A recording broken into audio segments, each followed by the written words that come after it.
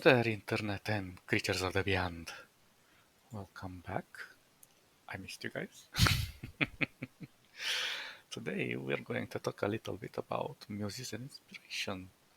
So, basically, a muse is the source of your inspiration.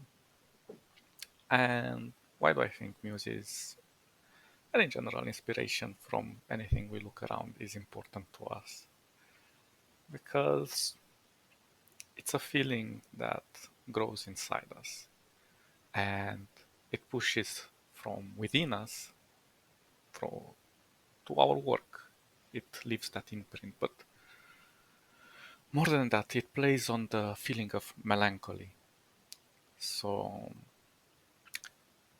a nice memory lane that I like to go to when I talk about inspiration would be an old game that some of you might know. It's called Runescape or RuneScape, however you wish to pronounce it.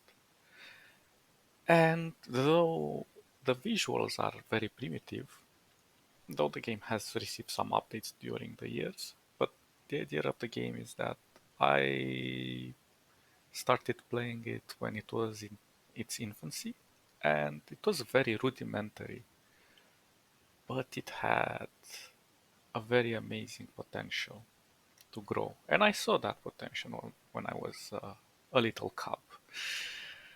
And it inspired me because if you think about it, you could just go to any of the old places and just instantly remind yourself of how it felt to you to play that game in that moment. For example, in Al-Kharid or Ape Atoll or Karamja Island, they're just imprinted in your mind if you played this game many times during your lifetime.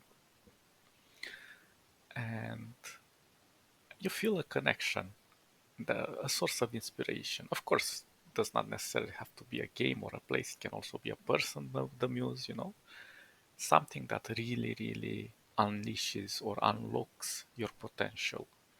Because what is our creativity other than the volume of knowledge we accumulate and letting our brain create those complex interactions between our thoughts and anything we can visualize or imagine, and then put it on canvas or whatever sort of artwork you want to do. And that is truly magical, in my opinion. But as I played at the beginning of this video, the song that was playing in the background, I am usually inspired by music in general when I do my work. I'm more of a fan of slow synth industrial music, more or aka dark clubbing. But depends on my mood. Of course, sometimes I have less energy and I need that pump up through my veins to just go into that spot where I feel it's perfect and I feel in equilibrium to create everything that I want just right. Sometimes I can appeal to classical music to calm all of my imaginative waves that flow through me and just leave a beautiful mark on what I'm creating. But it can be many, many, many things. You choose your poison after all. Um, and I remember right now that when I first started drawing on paper, um, my first source of inspiration was hentai art. Yeah, exactly. Hentai. And I wasn't drawn. Well, I was horny as well, of course, because I was a teenager, obviously. But the point is that the anatomy and the curves were so alien to me that it drew me in. It lured me to something to imagine. How can I create something so interesting and so special in a way, because you don't see this anatomy anywhere. And thinking about it, all the great artists in the past straight from the standards. They didn't want to do everything perfect. In fact, they wanted to introduce imperfection in their art, but in such a way that it fit in and it would make you think.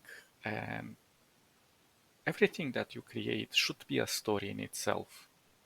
It should let your mind wander when you look at something, even if you're not an art connoisseur. If you look at something that somebody created, it it should appeal to something internal there because you are communicating through your art to the people that visualize it.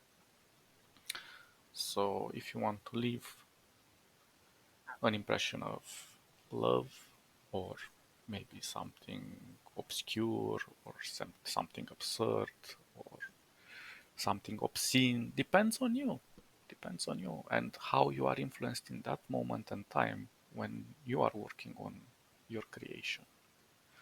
And I feel like we have this connection through our art to everybody around us. We can it's an unwritten language. Well, obviously they say art can not be described in 1,000 words, which is true. And in a way, the person that observes your art can identify with it, sort of like in a movie. You would like a character that you resonate with because you want to identify with those feelings, those moments, and you want to relieve them, but through your lens and see how you could do things differently in your mind or see how your scenarios would develop and see where they take you. And the same applies to everything. So that's why I consider Muses a very important source of art. Um, yeah, let's see. Um, now thinking about it, when I was like younger, I used to go to museums, and for me it was like very boring because all the time when I went there, everybody was like, "Oh, look at this, look at that," and it's like, "Come on, mate, it's just pictures on the wall." It's like I have paintings all over the house and stuff. It's like it's not that different, but I wasn't seeing the bigger picture. Well, in quotes, um, because I was just I was looking at the preface and not in depth of what I was being inspired by without knowing so. Because, as I said, our brain always collects information, and the fact that I can remember all of the things that I've seen in my past based on melancholy alone is amazing. The fact that a smell or a feeling can recreate that vivid image in your mind and you can use that vivid image to recreate it or incorporate it in your art is something spectacular.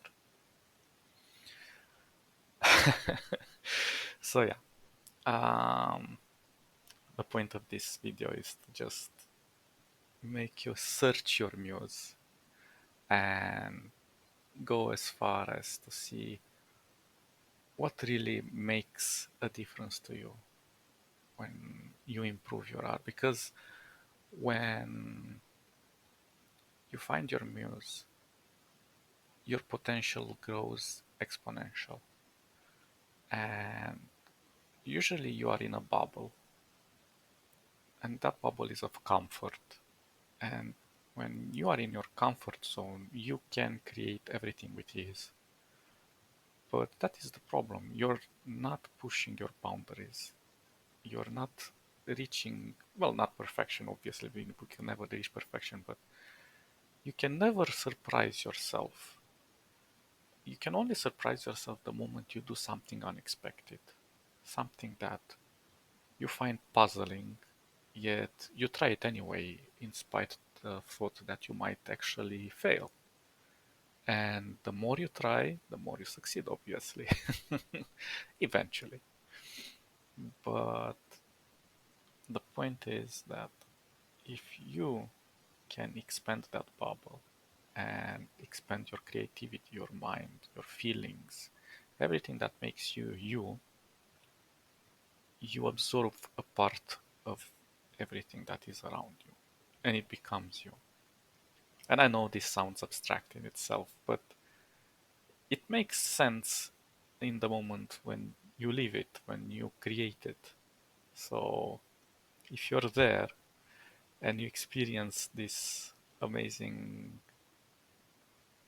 wave that goes through you, it unlocks so much potential to you that you'll be like, wow, I did not believe this is possible yet. Everything in life is possible. Just have to have patience.